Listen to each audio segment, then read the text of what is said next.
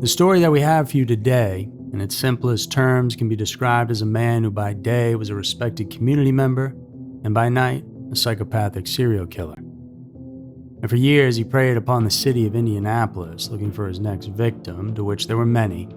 24, in fact, and those are only the ones the authorities know about. Herb Baumeister was an entrepreneur and family man with 3 children, but in the darkness, he hid a big secret. One that was so insane, we'll probably never see anything like it again. He was headed down to 16th Street to a gay bar, and it never crossed anyone's mind in his family that this would be the last evening they'd ever see him walk out that door again. Because Roger never came home that night, or the following morning, or any other day after for that matter. See, Goodlit wasn't the first. He was just one of many young men in this very specific area of our beautiful country who disappeared. And somebody was hunting down these men, and it wasn't because he hated them, but because he hated himself.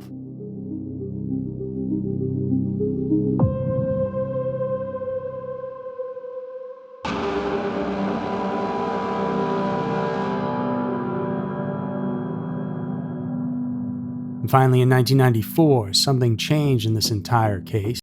A story that simply couldn't be ignored, and it blew the whole thing wide open. He managed to escape that night. The near-death experience left Harris traumatized and convinced that Brian was a deadly predator. And Brian Smart's identity was revealed as 48-year-old Herbert Richard Baumeister.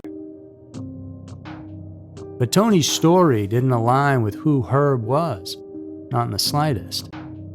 Baumeister wasn't just a respected businessman in the community, the owner of 2 successful Save-A-Lot thrift stores in the area.